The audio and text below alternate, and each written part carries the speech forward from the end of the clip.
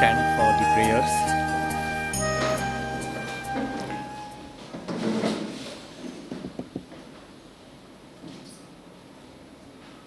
गुरुर्विष्णु गुरुर्देवो महेश्वरः गुरुः साक्षात् परब्रह्म तस्मै श्री गुरवे नमः।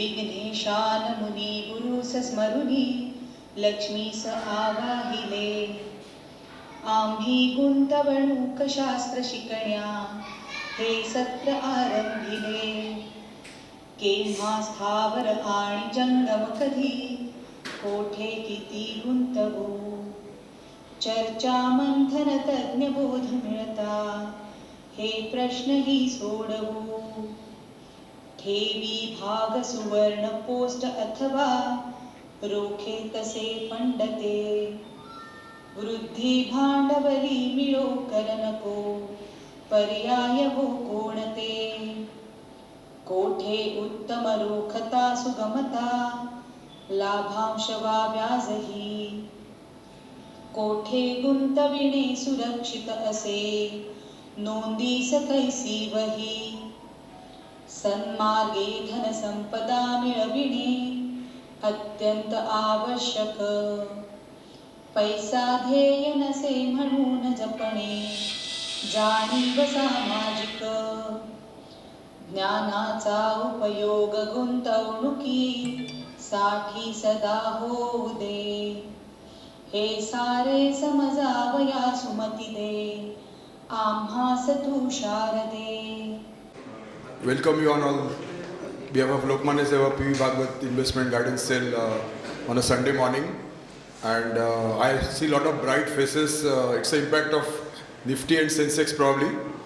So all bright faces, and who else can brighten further on a Sunday? That's the fund manager, and that too from the house of Tatas, to brighten the festivities to continue, rather I would say. Just to brief you on a couple of things, the coming activities that we going to have. We are going to have, of course, one session from Ms. Shruti Shide on 26th of November, which is already announced. In addition to that, as we had discussed last time, that we wanted to take this movement of literacy to certain outside organizations, and in that context, on 16th November, we are holding one session which is going to be addressed by NSDL officials for senior citizens of, we have one institution called SOPTI in Parla, maybe many of you must be aware. So that will be on the preparation of will exclusive for SOPTI members. And in addition to that, we just got confirmation just couple of days back, continuing our tradition with late Principal Lime, who started his initiative. So in his memory, we have a memorial lecture for late Principal Lime.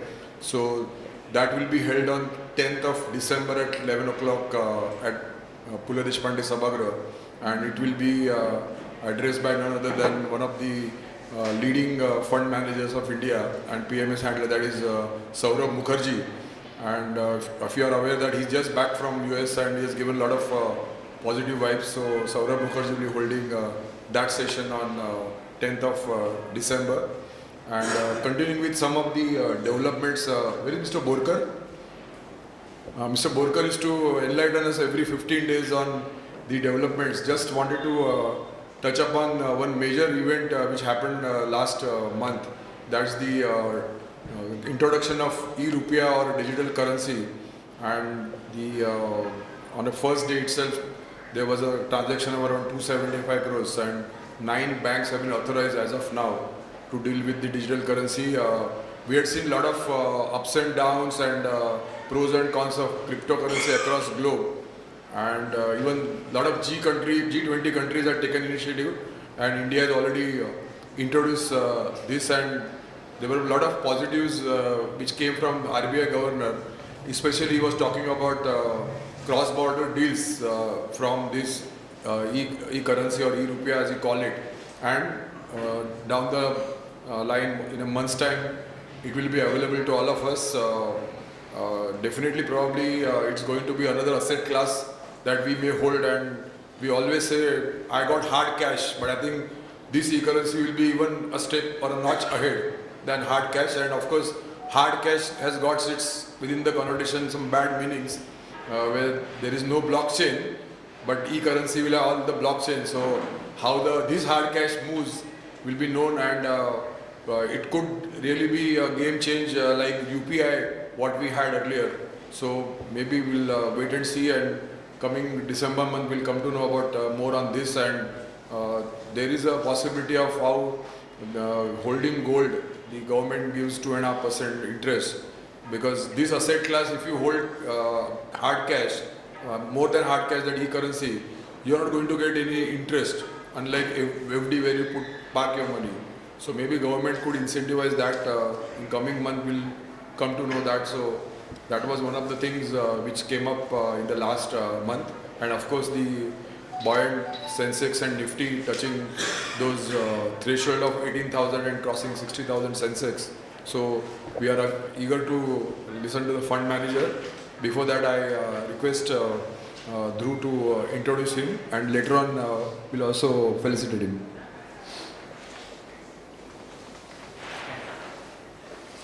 Thank you, Udayji. Let me just start with a brief introduction of the fund manager. We have Mr. Tejas Gutka, who's from Tata Mutual Fund. Mr. Tejas has been a fund manager with Tata for Tata India Tax Saving Fund. He joined Tata Mutual Fund or Tata Asset Management Company in 2019 as a principal officer and a head of portfolio management services. Tejas comes with a rich, diverse and experience from 15 years.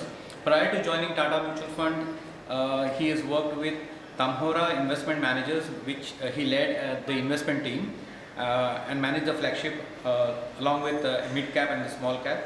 Prior to Tamhora, Tejas has worked with for 6 years with Barclays, Wealth and India across equity research. So with that brief introduction, let me invite Tejas to the podium. But before handing over the floor to him, I would like to felicitate. I will request Sujit to hand over the memento.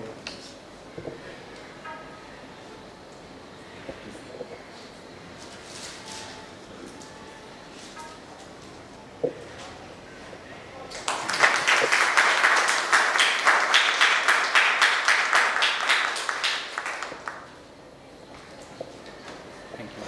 Thank you. So over to you, Tejas.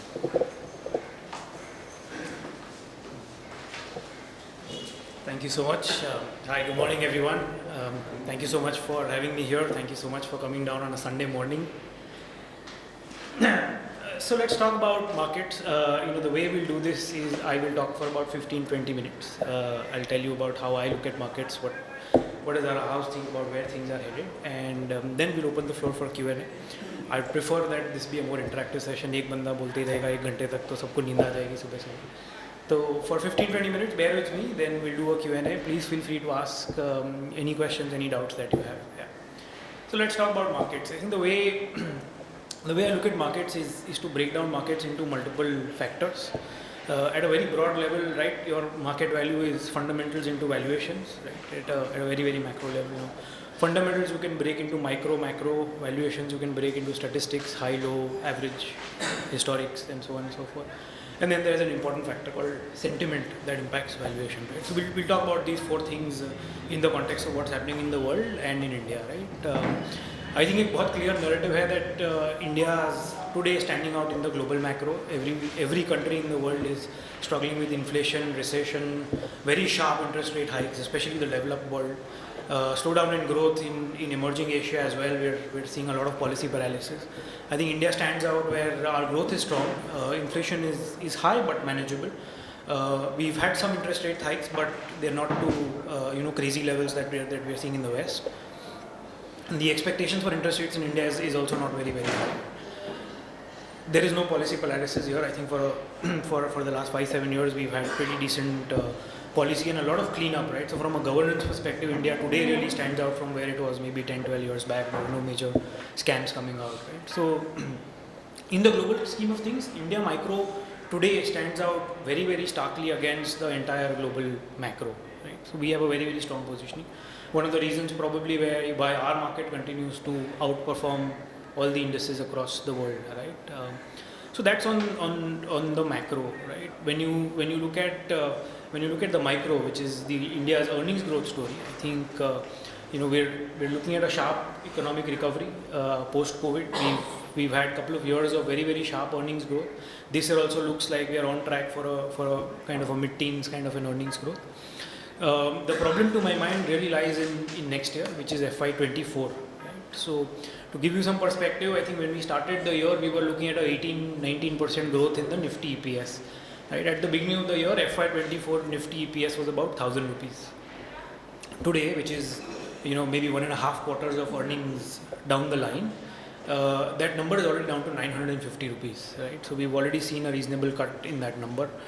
On the other hand, while earnings are being cut, our markets have been rising, right? So there is a little bit of a dichotomy between what the market is doing and what the earnings are representing, right? And the impact of that is that your valuation multiple is going up. So the micro, in my view, is where the challenge lies for India. Can we sustain a 15% earnings growth year over year? Last 4-5 years, that's been a challenge. Every year we started with a 15% earnings growth expectation, and then through the year it has come down to maybe a high single digit, low double digit kind of a number. Right? So earnings in the past have faltered. Post COVID, that number looks very, very strong. From here on, I think to me that is one of the key monitorables as to what happens, what is the impact of this inflation, all the price hikes that the corporates have passed on to the consumer. How does that impact consumer sentiment?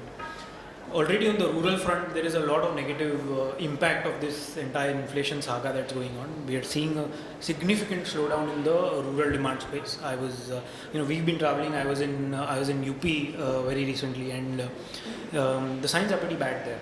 Right, and UP represents two very, very stark different classes. You have a very extremely high upper class there, the bureaucratic class, and then you have a very, very low income group there. And when you walk into a mall, you realize that consumption in that mall is through the roof. It's hitting all kind of records. The mall owner said we not projected these kind of numbers for the brands that are present in this mall for where the mall is located. But when you walk through the high street and you walk into stores, everybody is below pre-COVID, right? The recovery has been very, very slow. This difference that you see in UP is largely a difference that we see across the country, right? Urban consumption, look at car volumes, right? Car volumes are very, very strong, especially your SUV kind of cars, right? Low-end cars, two-wheelers is where things are suffering. So for how long this difference continues, whether this difference will at some point, in fact, impact urban consumption or not, I think that remains one of the key monitorables. What happens to rural in this crop season, and then we'll have the monsoon story come up pretty soon. Those are the two monitorables that define where the earnings will go and that define how the market behaves from here on. So that's India micro. Okay, let's come to valuations now. There are 3-4 different ways in which you can look at valuations in our country. Right? One is simply look at P. If FY24 today is at a 950 earnings, index is at roughly about 18,000 bucks, you know that we are already about 20 P. Typically, if you look at history, 22, 23 P, near-term history, 22, 23 P is where we've kind of corrected from. So we probably are very close to that level from where we've corrected in the recent past. The alternative to this narrative is that if India is doing so well across the globe, why should we trade at average valuation, right? The entire globe should be below average, we should be above average. I think that is what is getting reflected. If you compare India to Asia and other emerging markets, our valuation premium to the average of emerging markets is at an all-time high, and it's sustained there for quite some time. Okay. We had a short bit of a correction around June, right? We kind of hit about 15,500 roughly on the Nifty. There's a very interesting setup there, right? That correction was led by the rise in US interest rates. If you look at the US 10-year yield at that time, it had gone to almost, I think, 3.5. That is how we corrected sharply, and the world also corrected. From there, if you look at the US 10-year, it came off, it cooled off to about 280, 260 odd levels. That's where we rallied in July, August. Today, the US 10-year is at 4% or thereabouts, and we are still sitting at 18,000. So we've kind of decoupled. I'm sure all of you have read a lot of WhatsApp messages on India's decoupled and so on and so forth.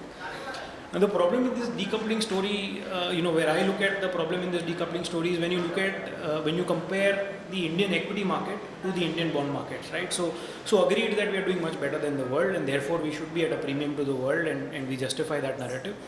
But within India, when you look at our valuation parameters outside of PE, and when you look at relative parameters, there are two parameters that have a lot of long-term bearing on equity markets: market cap to GDP and bond yields to earnings yield. Right? These two ratios kind of have a reasonable predicting power in terms of next 2 year, 3 year returns. Today, our market cap to GDP is above 100. The gap between bond yields and earnings yields is more than 2% or 200 basis points.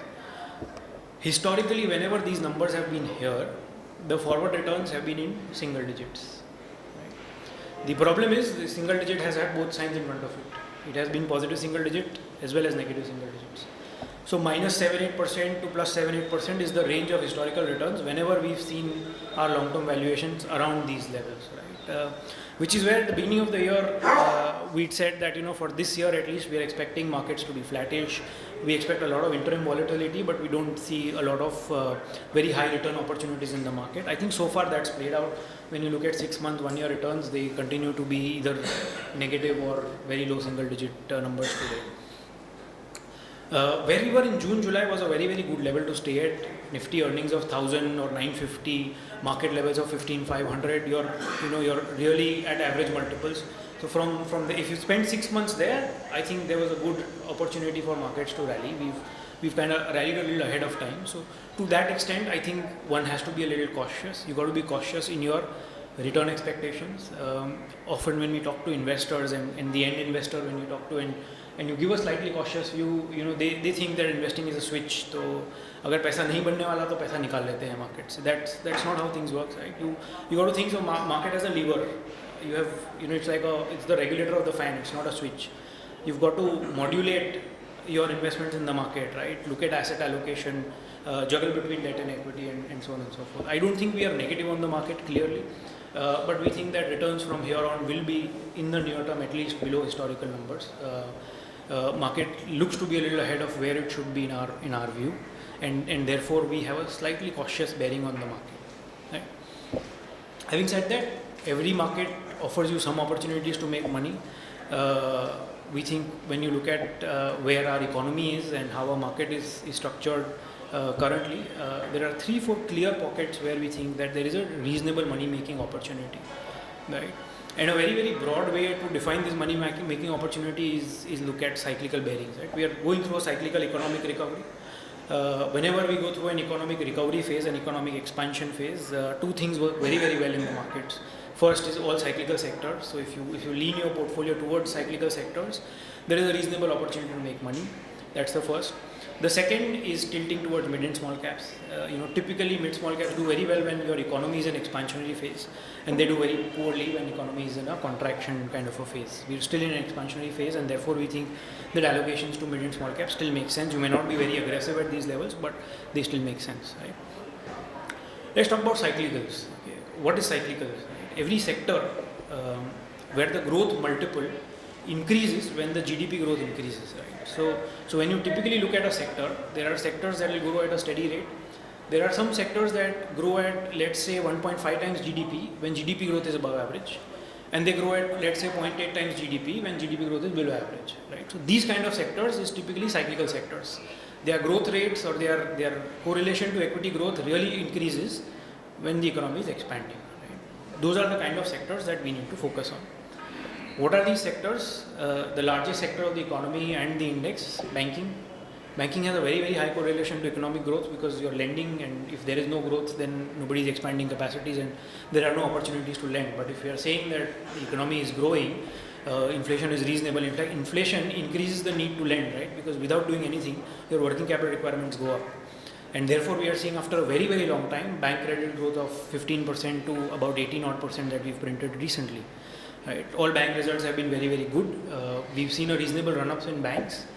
However, for a market where everything today, including the index, is above average multiples, banks are still at average multiples. So there's a reasonable margin of safety in banks, and therefore we think that this is one of the good sectors to be invested in. It continues to be a very, very large part of our portfolios. For the fund that I manage, it's the largest overweight compared to the index that we have. It's a good 800-900 basis points overweight in my fund compared to the index. These are numbers that you don't see normally in kind of funds. So that's the kind of confidence that we have on banking. That's the largest sector. Then you have a couple of smaller sectors of the economy that do very, very well. Autos is one of them, real estate is the other, construction, infra, these are the other segments that typically tend to do well when economy is in expansionary phase, and we are seeing that in numbers. If you look at some of these sectors, autos, we think that a lot of the valuation multiple or the alpha opportunity is already played out. From here on, it depends on how the volume growth comes through. Like I said, we've already seen a reasonable slowdown in the rural focused auto volumes. If the urban kind of slows down, then I think there is some problem with autos because multiples have reasonably expanded here. So slightly cautious on autos. Real estate is a very, very strong story. Typically when you look at the real estate sector, this is a deep cycle sector. It has 7, 8, 9 years of upside, 7, 8, 9 years of a downside. We've just come out of 8, 9 years of a down cycle in real estate, probably 2 years into an upcycle, and therefore we think there is at least next 3, 4 years of an upside in the real estate sector, and that's a segment that we continue to remain interested in. We also done we launched an NFO related to this some time back, but let's not talk about funds. So that's a segment that we like. Infra and construction is a little bit of a tricky sector where the fundamentals look very, very good. Numbers coming out are very, very strong, right? Order books have suddenly, last 10 years, order books have grown at about 5-6% for a lot of cap goods companies, right? Today, these order books are growing at very, very high teens or 20% plus, and therefore the fundamentals look very attractive, but the valuations are extremely high for a lot of names here, and therefore again, this is a segment that we think you've got to choose where you want to be, because I don't think across the board infrastructure as a story really makes sense given the valuations today. Right? Beyond that, I think amongst the global sectors, obviously if the globe is slowing down, I think export-oriented names one has to be a little cautious on, but within that story, I think we think pharma is very well placed. It's gone through its own down cycle, had a bit of an uptick in COVID, but that is also now normalizing. And therefore, that's another segment that we like. So amongst the global focus plays, I think pharma is what we really like amongst all the sectors. I think IT, we're still a little cautious on the sector there.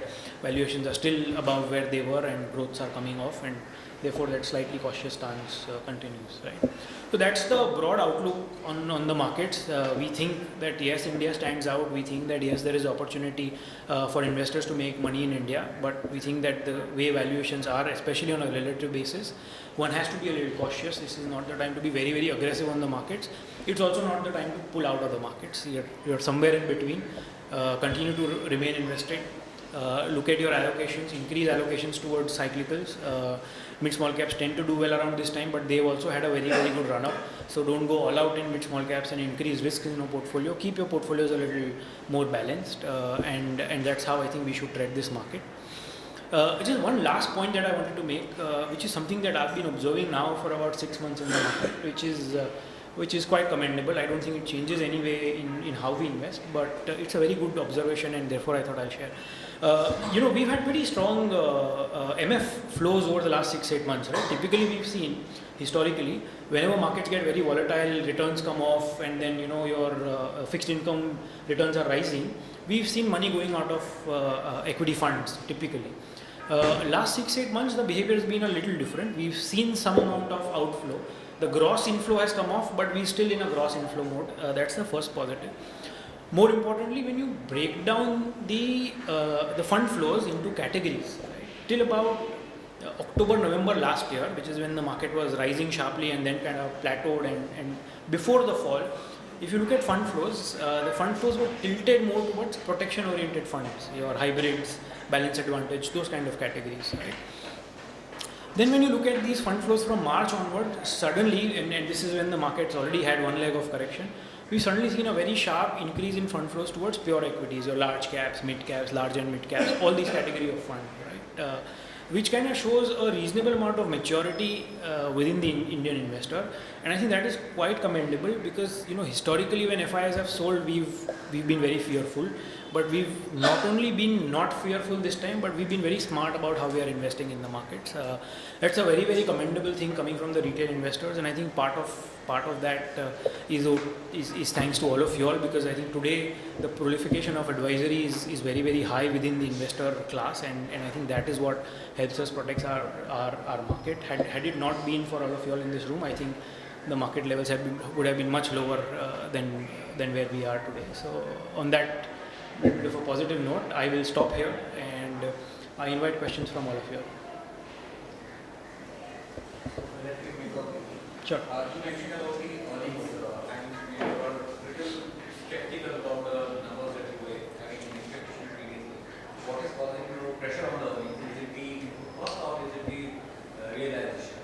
Which is causing the... So I think it's a mix of both. When you look at corporates today, nobody's passed on the entire inflation impact to consumers, but you've passed on a reasonable amount, right? When you look at results today, a lot of companies have shown a 7-8% top line growth with a 0% volume growth, which essentially means that you've passed on pricing. But despite that, your gross margins and EBITDA margins have come off. So you've taken two hits. One, you've passed on pricing, and because of that, demand has slowed a little. And second, that because you couldn't pass on the entire price hike, you've taken a profitability hit as well. The combination of the two is hitting your earnings in a very bigger way.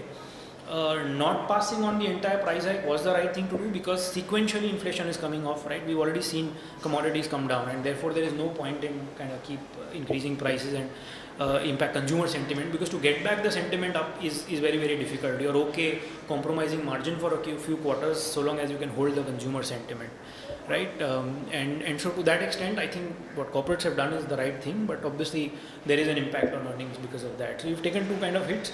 The expectation is that the margin hit in Q2, in second half of this year, which is FY23, will normalize to some extent, but that's already built into the numbers. It's not that there is a positive surprise sitting there, unless you see a complete crash in the commodity prices, where you say that the developed world sits into recession. There's a very hard landing in the developed world, and therefore commodities crash, and that helps us in a very, very big way, because again, within the emerging market pack, when you look at India, it's probably the only country that has such a high leverage to falling commodity prices, right? Most of the other emerging markets have a higher leverage to rising commodity prices. We are the only country that's a massive importer of all of these commodities, and therefore if the world slows down, we benefit. And I think that is what the market is telling you today, that India stands out because we think the world is in trouble, and if the world goes further into trouble, India benefits more. Yes, sir. Yeah, so this is on IT sector. See, there are all half a dozen of Indian IT companies are doing quite well. They are having a lot of cash. Really speaking, they don't know what to do with that cash. They are doing some investment. They are well migrated towards the digital side. But the stock price is going down for the last 1 year. Since in fact 30-40% has gone down. The companies are doing well. Cash reserves, they are buying back the stocks, revenue is going up 10-15%, profits are good. So what's hurting the sentiments that stock price is not going up? So again, let's look at the four factors. Well, sub question, is it projecting the future that next 2-3 years are not good for the IT sector, especially because of West or Ukraine war, or these companies are saturated now from the stock side? Sure. So again, let's look at four factors, right? How we looked at the market: macro, micro, valuation, and sentiment. Okay, micro is a little challenging today. You've had very, very strong growth in the last 2 years. Clearly, that growth was COVID related. That didn't sustain, which is what a lot of companies thought it will do. That we are upfronting 10 years of IT capex budgets into 3 years, 5 years. Now that clearly is not happening. First, second, in an era where your growth was so strong, you couldn't exhibit any pricing power, right? That reflects a little bit of weakness in the business. Then when going is so strong, you couldn't take price hikes. We know over the last, I think, 5 years ending FY 18-19, that things were slow and therefore there was no pricing power. You were laying off people, you were kind of pyramiding, and that's how you were maintaining margin. So you couldn't pass on pricing in a slow market. You can't even pass on pricing in a rising market. So that was a little bit of a fundamental disappointment that at least I as an investor had with the sector, saying that if I am paying you a multiple, and today, not today, but 6 months back before the fall started, there were arguments that why not FMCG multiples to IT, characteristics of the business are the same. They were not same. In my view, if you don't have pricing power, then you are very far away from FMCG. That was first disappointment. Second, like I said, the rate of growth has slowed. While you're still growing at a reasonable pace, it's slower than what investors thought it was. That impacts both. It impacts your numbers as well as your sentiments. Valuations today are still above pre-COVID, although growth is normalizing now, right? Which is how the derating has happened. sentiment, global macro are both against them. Like I said, if you are highly leveraged to the West, and today the market is indicating, broad market, that the West has problems and India doesn't have problems, then that is not a sector that you would want a very high allocation towards. So I think a combination of all of these things, that you started off with very high growth expectations, paid very high multiples on those high growth expectations. Today those growth expectations have faltered, your pricing power didn't come through, you had a lot of margin challenges, and therefore there has to be a significant contraction in multiple. That is what is playing out in IT sector. From here on, when you look at expectations, the expectation still remains that the sector will grow at 10-12%. So a low double digit kind of a number growth is still expected for this sector. Then that has to be my return expectation from the sector.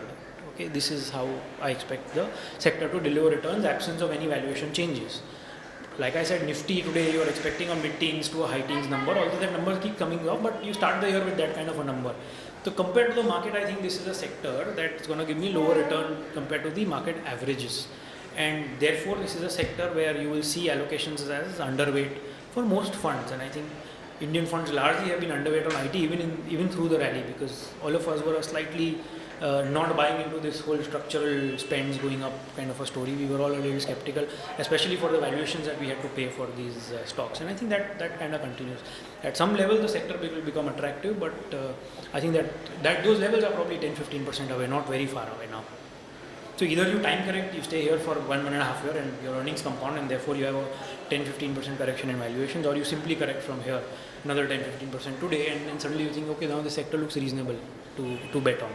That's my view on IT. Sorry. The IT sector, as I see it, really, ITs are like one is the product and one is the service providers, or the maintenance or product. Like overseas, if you look at Oracle and IBM of the world, they get much more better valuation than others. So, do you think really in Indian market this happens? So we don't have any product companies in India, right? Unfortunately. I know OFS is one. Yeah, that's the only one. And No, there is Kale Consultant, no, Asilia or something. yeah. There are certain companies Yeah. which are product oriented, and their major revenue comes 70-80% Yeah. comes from the. Yeah. So does the market distinguish between the fund managers? So I think two challenges, right? As a fund manager, some of these names that you mentioned are extremely illiquid for me to go and participate into, and therefore typically they are not within the purview of large, well-diversified mutual funds. You may find allocation to these in sectoral funds or smaller funds, but in a large fund, it's very, very difficult. Even when I used to run a PMS, and in different PMSs, we've held the two names that you've spoken about. Even for a mid-size or a small-size PMS, these were difficult names to move in and out of. So for the MF world, it becomes difficult. So to that extent, the valuation discovery is a little slower. And then add to that the internal challenges that these businesses have gone through, right? Just look at the 5-year growth rates of both of these businesses, and they are very dismal. Even when the entire IT pack was growing at a very fast rate, these businesses couldn't display that. So now, if in a rising tide also your boat doesn't come up, then you know there's a problem with the boat, right? So I think these are the two things that's happening with these companies.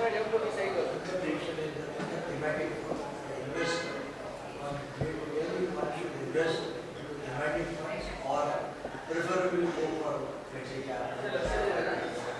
Very, very different option, because my experience in thematic funds is So look, I am generally against trying to do a lot of thematic things, because for two reasons. A lot of themes come to us after they start playing out, which means you're already late. And then a lot of these thematic funds come into the market after the theme has played out and the numbers look strong, right? Because none of us want to invest in a theme where historical returns are minus 50%. We will not look at the fund. But if you go to an investor today and say, look, this sector has given 100% return last year, and now I have a fund that you can play, he is very happy to invest in, right? So that's the problem, in general, problem with thematic funds, and therefore I think end investors should be a little cautious. I don't think you should stay away. I think there is a lot of merit in thematic funds if you know how to play thematic funds, right?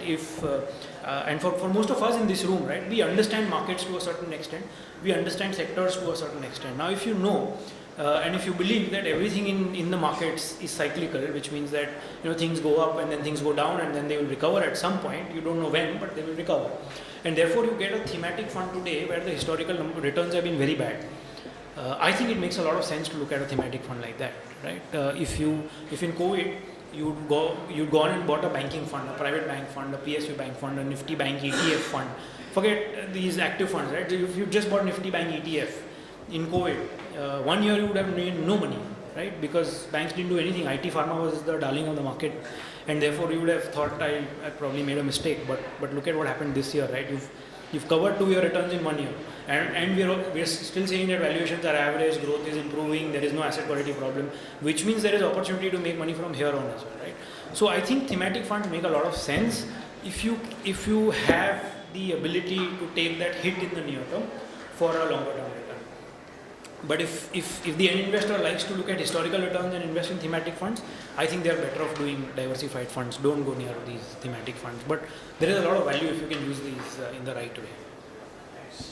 I think one more point is the gentleman said 40% IT has fallen. Yes, sir. But we have to see 4 or 5 years back, they jumped so much, 405%, So they went so high, So we have to do that one also. Yeah. So they picked up 400, 500%, all these IT companies. Yeah. And from there, they came down. Yeah. So we have to look in the relative terms. Yeah. No, which is what I mentioned, right? On a very high growth, you give a very high multiple. So there's a double whammy there. High growth, high multiple. Peak earnings, peak multiple, largely, which is something that is a sign to stay away from at that time at least. Right? So that's the normalization that you're seeing today. Please sit, sir. Please sit. So this is on NPA.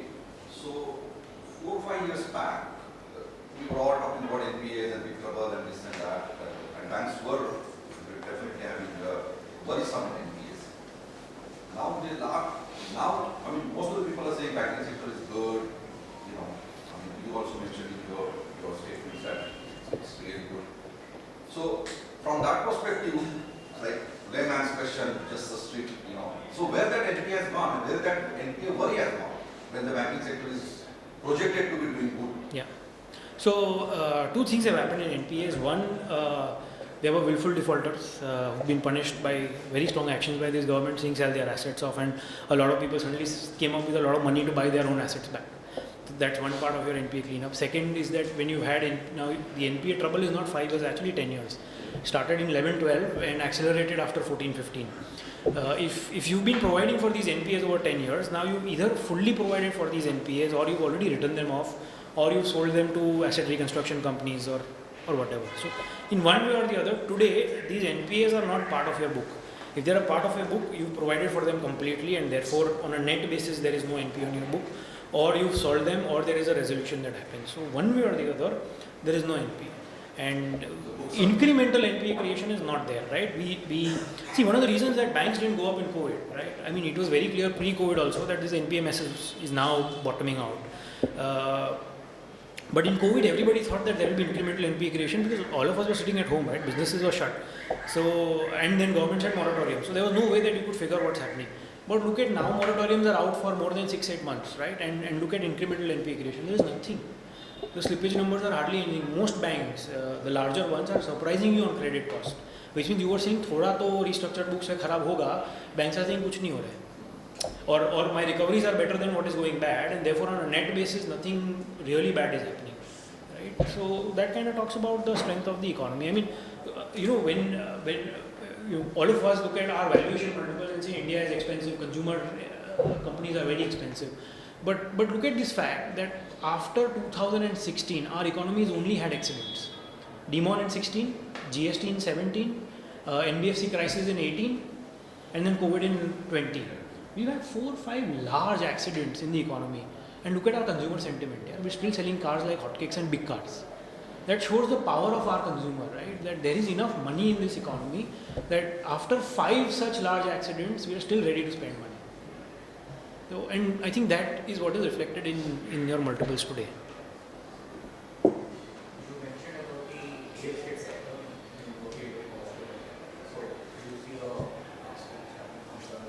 and there is no 5 to 7 years downside and 5 to 7 years upside? Yeah. Are we somewhere in the middle of the cycle? So thank you for asking that question, right? When I spoke about real estate, I missed on one clarification, right? Real estate, I think, is going through a very good upcycle. And therefore, I think this is there is good merit in participating in this sector. There is money to be made here. However, personal views again, I'm not a big fan of real estate companies in India, right? There are a lot of issues that we've seen with these companies in the past, and I think there are 3 issues that you see with real estate as a sector.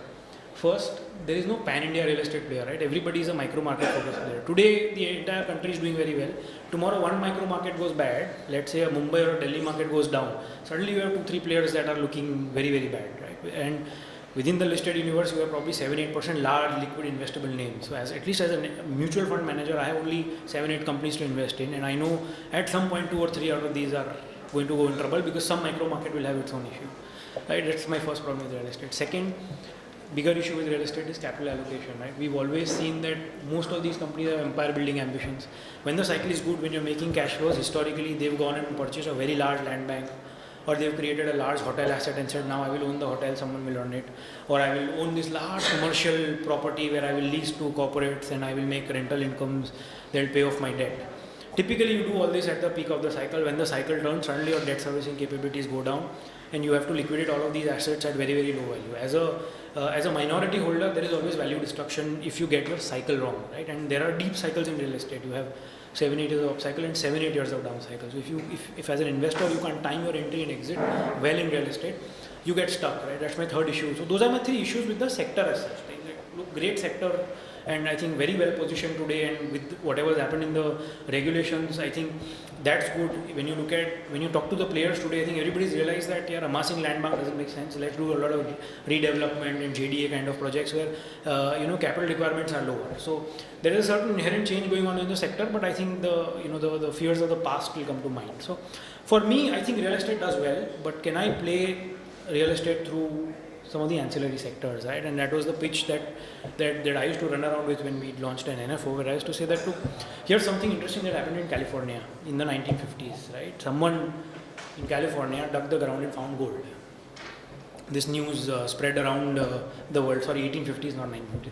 This news spread around the entire USA, and everybody thought this is a very easy way to make money, right?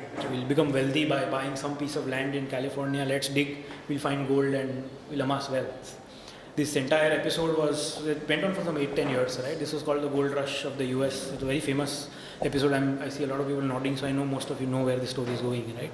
The people who created the most wealth in the gold rush was not people who dug for gold, but the people who sold picks and shovels, right? So sometimes it's, the industries around the center, the industry at the center, make much better investment opportunities than the industry at the center. Now, when you look at real estate as a sector and then you talk about the ancillaries, the building material as a sector, all of the problems that we define for real estate are solved by the building material categories, right? They are all pan-India players. There is no regional focus for most of them.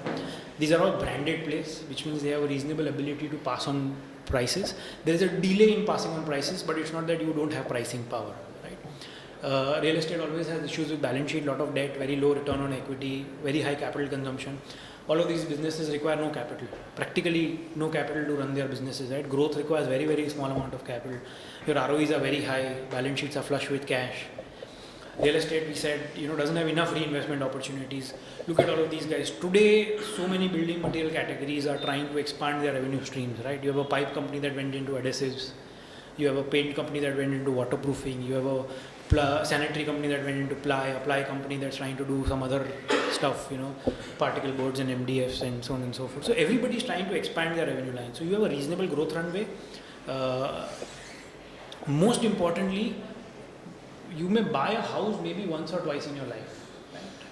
But you will refurbish this house every 5 or 10 years, right? Today, when we talk about a 5-year refurbishment cycle, at least I don't know anybody who does it in 5 years, but the country average is a 5-year repainting, refurbishing cycle, right? Which means even in a bad real estate cycle, the building material categories will see some growth. Or there is a downside protection to all of these companies because everybody will refurbish their houses. And which is what you observe in the last 10 years, that while real estate went from growth to degrowth, these companies went from high growth to low growth. 20-30% growth in 11-12, which is when real estate shot up because we did a lot of tax cuts and 6-pay commission and so on and so forth. These companies also witnessed very high growth. Then real estate after 14-15 went into a degrowth cycle. These companies came down to 10-12% growth. In an economy, the GDP is growing at 4.5-5%. Getting a 10-12% growth was very, very good. and that is how a lot of these businesses got re-rated. But so then these are fantastic businesses, right? I still get to play the cycle, but I don't have to buy all the negatives of the cycle, right? I have a downside protection here, maybe not in terms of valuation, but at least from a business perspective, I have a lot of downside protection and I have a very high upside participation. I think as an investor, this is the best thing that could happen to me. Low downside, high upside. So I think that yes, the real estate cycle is here to stay, but if as investors, I think collectively, we are better off playing it indirectly than directly. I Yes, have a sir. question. What is your outlook for the defense sector? Because the point is that my concern in this case is that yes, the customer is only one, government, and having experience of some of the companies with which I have worked, when it comes to government, you get orders, but you may not get paid in time for the orders which you have executed. So, in that sense, what is your outlook? So I think that is getting reflected in the multiples. Today, if you look at some of the best defense companies of our country, right? If you look at before this last 6-8 months of run-up, they were trading at 12-13 Ps, right? After this run-up, they are trading at 20 P. You know, where your market today itself is at a 20 PE, you're talking of a very high-tech defense sector also is at 20 PE. So I think that fear is still getting reflected in valuations. My own thesis in investing behind this sector was that, look, there are two good things that the sector has done. First is the companies themselves have done, where we've kind of brought in a lot of foreign technology and we've inducted it within our country, right? So we said, you give us let's say a fighter plane, but we'll do the repair and maintenance. So every time you open up the engine, you're learning something about the engine, and so then you have the ability to do some part of the work for that engine. And now today you're going to the world and saying, come set up a capacity here, I'll make the engine for you, right? So I think that's something good that we've done in the last 8-10 years, and I think that's commendable from the policymakers. We've had that shift in mindset. The other thing from policymakers, I think not just defense, look at a lot of these government-oriented sectors other than OMCs, there is a lot of balance sheet cleanup happening, right? Government is saying that, look, we don't want to carry this roll forward of your receivables forever. In the last 3-4 years, most of the defense companies look at their balance sheets, they've really shrunk, right? So it looks like the intent of this government seems to be good, but then they are government end of the day. You can't trust them completely because every 5 years you will probably have a new government or a new guy, right? So that is why the multiples are where they are. I think it's a good sector. I think we've done a fairly good job. When I invested in the sector, my view was that the historical multiples will stop making sense at some point, and I think we are getting there now. Where we are saying that the range was, let's say, 12 to 18 PE, and we are already at 20 PE now, and probably will re-rate the sector slowly and steadily. But the risk of this event is always there, right? You had this government also did that, right? They had once come and said, we'll cap the ROE of these sectors. And see, for the government, it makes sense, right? I am funding you, and then you're creating something and selling it to my, so I am giving you money from one hand and then you're taking it away from me on the other hand, and why should you make so much profit in this? Because I am the supplier, I am the buyer. Why is the middleman making so much money? And so you say, okay, look, let's cap the ROEs. For the government, it is not the wrong thing to do. Obviously, as investors, it hurts, right? So, which is why you will always be cautious, and which is why no matter how much you like this thing, you will never take it at the top of your fund. You know your risk management principles say that, even if you like something, but and there is a lot of upside, but if there is a probability of a downside, you can't have a high weight. Your highest weight, actually, most of us think that highest weight has to be where I'll make the most money. But if you look at a lot of good investors, they'll say that the highest weight has to be where you lose the least amount of money. And there is possibility here that despite the cheap multiples, you lose money, and therefore it can't be a very high weight of your portfolio. But I think it's a good story to participate in. So with some risk management measures, I would remain invested in these companies. Yes. What is going to, this oil is going to be impact on the market in future? I think we've already seen the impact, right? And oil is already below the war levels now, right? We saw that impact during the war levels, and we see. But look, end of the day, it's a volatile commodity, right? Last year we were laughing how oil went to zero and futures went negative in oil. And today, or maybe a couple of months back, we were talking about $120 going to $200 of oil. So it's an extremely volatile commodity. Nobody knows. But given the state of the world, I don't think we can afford $200 of oil today. So one more question is, like in Tata, you go from Tata Mutual, you have the various options like a daily, weekly, fortnightly, like Tata Digital Fund, right? Normally. So which is the best strategy for investment? If one should go for a daily investment, we have as low as 150 or 200 rupees at the investment. A tough question. I have I have my own investments are restricted to a monthly frequency. I haven't really thought about weekly or daily. But look, if we believe that SIP is a good averaging tool, then daily, weekly, monthly, everything is a good tool. Now, depends on how much operational hazard you want to take and how many SMSs you want to receive. If you're happy receiving 150 rupee debit a day, do it a day. I don't think there's any harm. There's no downside in any of these things. The upside, you know better than me. So. Yes, sir. Yeah. How often should we review our portfolio? Mutual fund portfolio. So they say there's a timeline of 1 year or 3 years, 5 years, 7 years. So you wait in that period or So this is a very tough question, right? And there is no right answer here, right? As now you're reviewing your own investment portfolio. I also review a portfolio that I manage. Now, ideally, I am looking at my portfolio on a daily basis, right? Because something somewhere is moving up, something somewhere is moving down. There are opportunities to do something every day. The problem with this frequency of daily, monthly, quarterly is that it induces a certain amount of action, right? You kind of look at something every day and say, यार ये 20% चल गया, 30% चल गया, अब तो 40% चल गया, ले लेते हैं, 2 साल का रिटर्न 1 साल में मिल रहा है. तो if you think that you will not take action by simply reviewing, I think it's good to review once in 6 months. Just look at directionally where things are going, and it's always good to see that, boss, there is nothing wrong going on here, right? Why are we reviewing? We are reviewing to see that, boss, is everything going as per my expectations or not? So I think 6 months is a very, very good frequency. Anything below that, I think is you're trying to look at too much data, right? For us, we have every quarter companies reporting and then doing calls, and then middle of the quarter brokers will organize a conference and all that. I think all that is too much noise. I don't want to talk to a company every quarter. What are they going to tell me every quarter, right? For me, meeting a company once a year is also a lot. That beyond half an hour, I don't have anything to talk to them.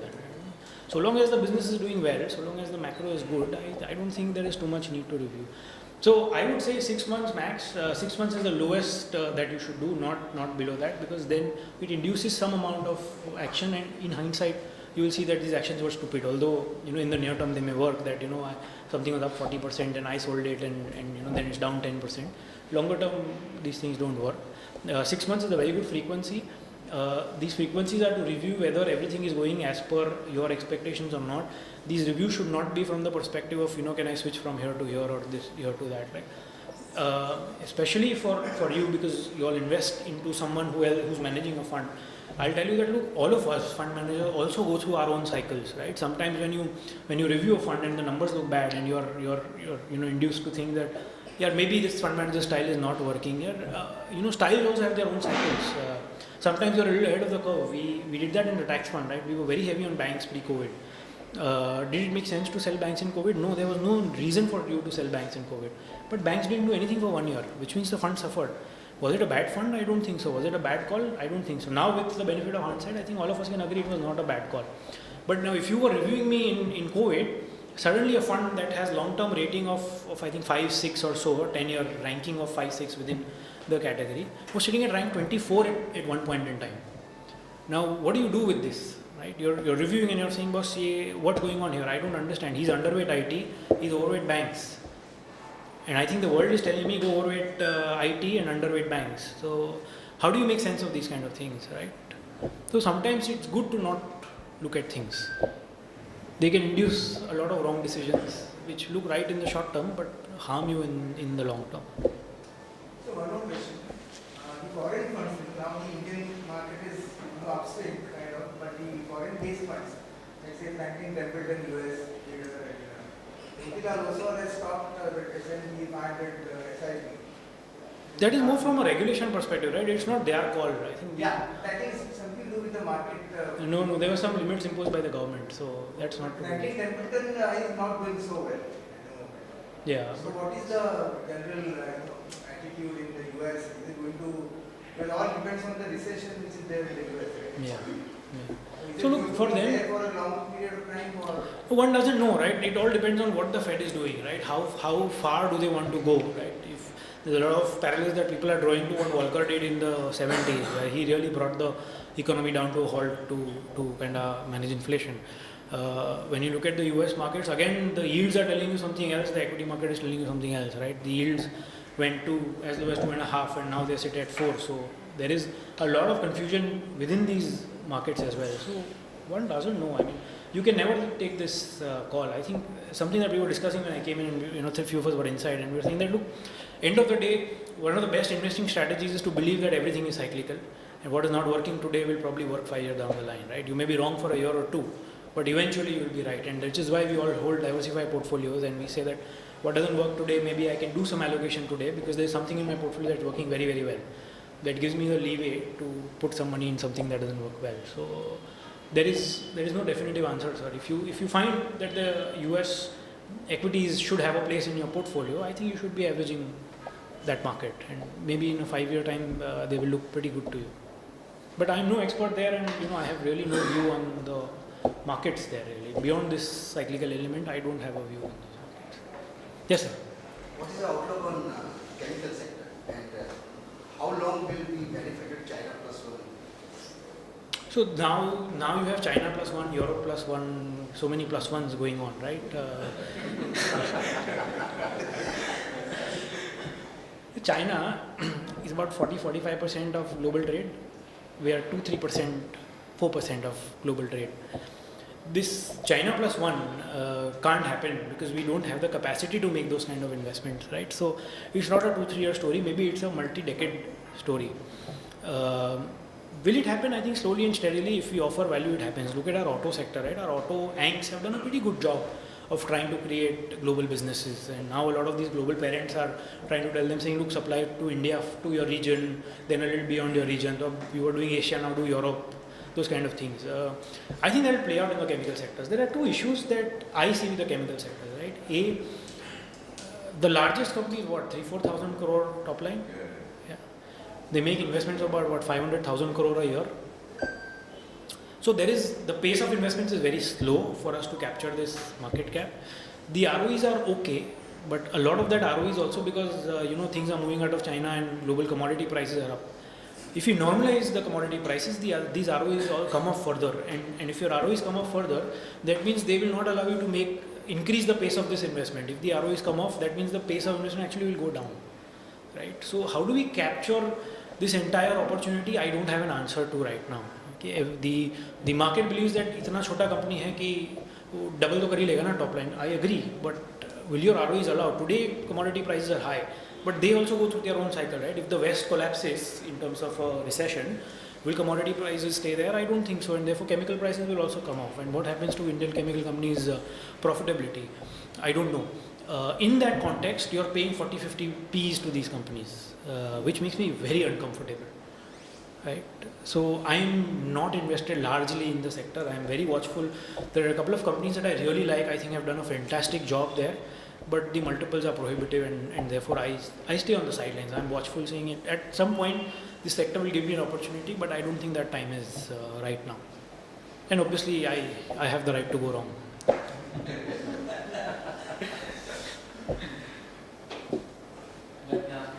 Sure. You mentioned that we are in an expansionary phase of business cycle. How long this will take to get completed, and so what are the opportunities you see? You did mention cyclicals. Yeah. Look, how long it goes on depends on a lot of factors, right? If this global liquidity today is suddenly sucked out, I don't think we will remain immune to it. We will see an impact on growth. Someone I was talking to recently had been in Delhi and met a lot of bureaucrats, and we were discussing, and they said that this government, and there is no official quote here, so please take this with a pinch of salt, but they said that, look, this government thinks that every time that we've grown at 7.5-8%, we've had troubles 2 years down the line. So we don't want very high growth. We're happy with a 6.5-7% growth. Now, can you sustain this growth for long? If you are happy with a 6.5-7 and the world goes to sleep for a couple of years, you can't on your own be growing at 6.5. You'll probably come back to 4.5-5% growth. Then a lot of these cyclicality elements come off, right? Because I said the leverage is very high. At average, you grow at average. Below average, you are growing. Your multiple is below average. And when growth is above average, which means above 6%, your multiple suddenly goes to 1.5%. So lots of ifs and buts in that theory, and therefore you would want to look at this 1 year at a time.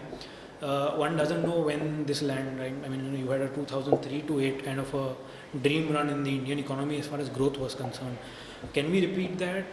It depends on how the world does, because you can't be immune to everything that's happening in the world, right? And then we have our own elections coming up, and who knows what's going to come out of that, and what we'll do, and so on and so forth. So, and you're sitting at reasonably, for at least for investors, you're sitting at reasonably high valuations. So even if you deliver this growth, one doesn't know what kind of returns that you'll kind of generate out of this growth, because your starting valuations are today above average.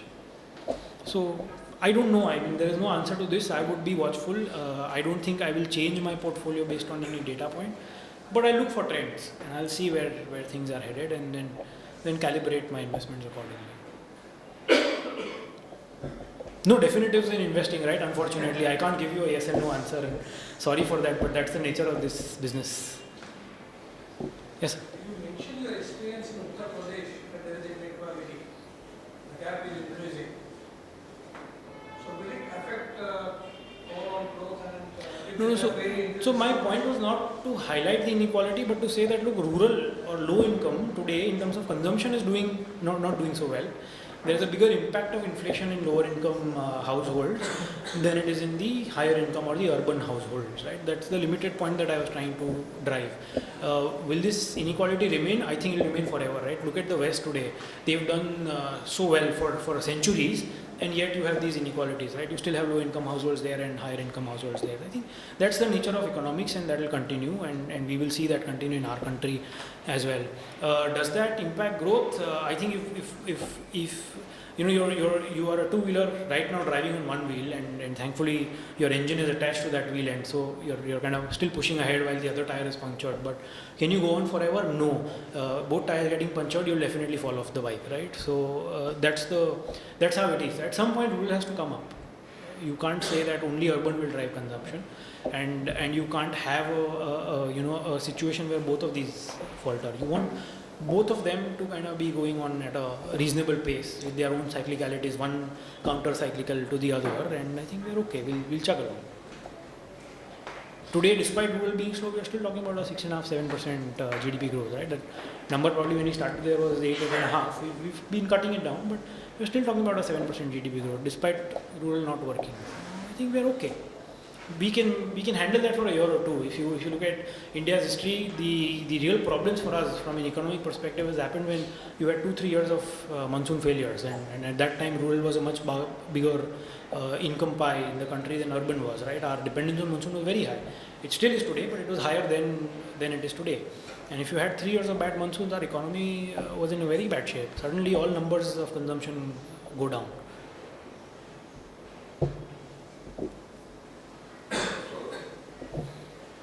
New energy sector. So as a fund manager, what is your outlook on the new energy sector? My question is like, it has been talked a lot on new energy sector.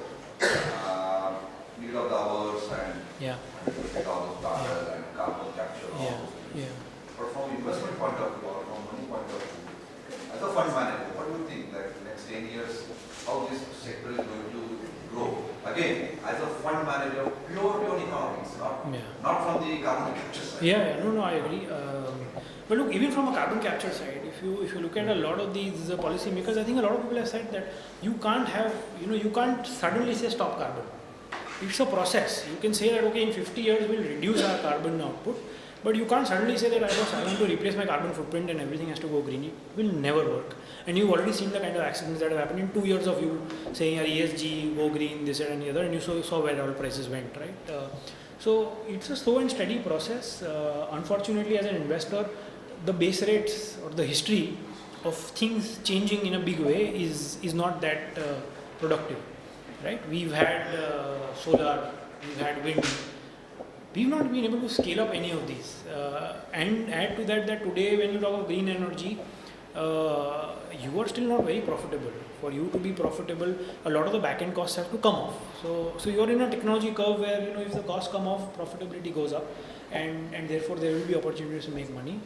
Today, thankfully, there are no listed plays really in a big way in the equity markets, and therefore you are very happy to be an outside observer saying, let me just look at this from far away and see where it's going. I don't know what will change in a very big way, but you can't deny technological evolution, right? At some point we will have to evolve, otherwise we'll run out of resources. So it's a good thing that it's happening, but these kind of big step changes in history, they've happened not very often. They've happened with a very low frequency. So there's nothing really to bet on right now.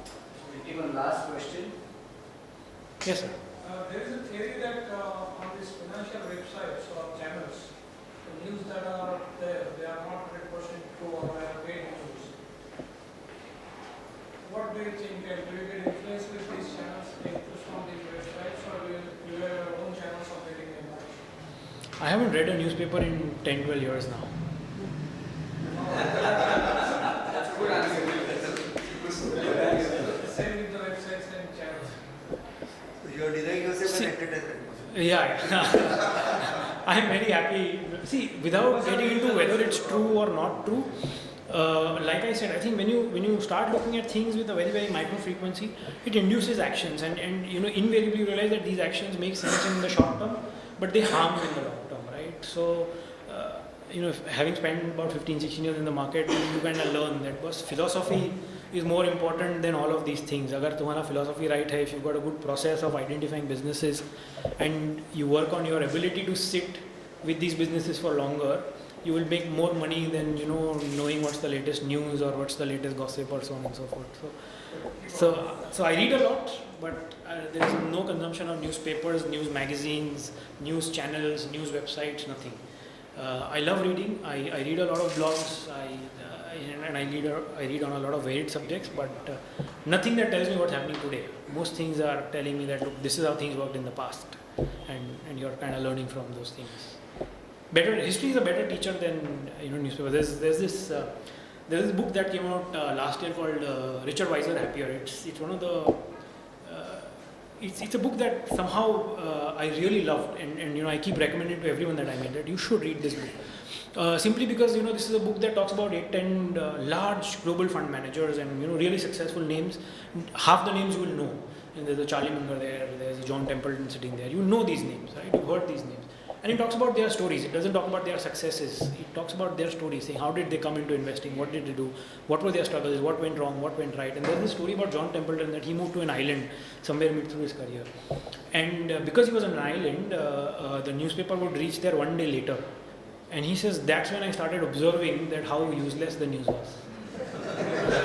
and there is a lot of theory that, if you like reading newspapers, pick up a newspaper from 5 years back and read today. Don't read today's newspaper. Read 5 years back newspaper. Then you realize the futility of, consuming news. Beyond gossip, there is no real value. So, thank you very much, sir. Thank you very much for the wonderful insight. My pleasure. You exactly know where and why to invest. But one thing for sure, keep investing. It's not that you don't invest. Keep investing is definitely the fund going ahead. And once again, thank you very much for coming here. We'll break for today. Thank you so much for your patience.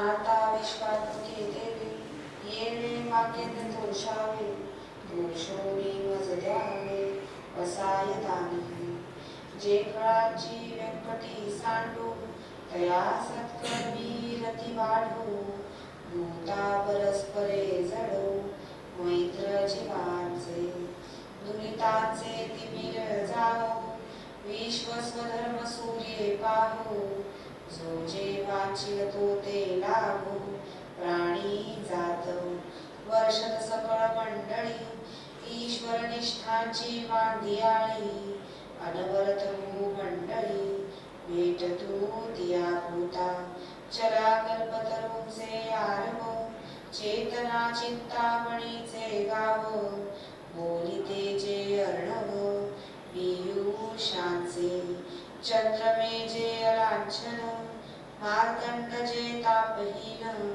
ते सर्वाही सदा सज्जन सोय रे होतो किंबहुना सर्व सुखी पूर्ण होऊनी तिन्ही लोकी वजिजो आदि पुरुखी अखंडित आणि ग्रंथोपजीविये विशेषी लोकीये दृष्टादृष्ट विजये होवा बेजी येथ म्हणेसी विश्वेश्वराहो हा होईल दान पसाहो येणे बरे ज्ञान देवो सुखिया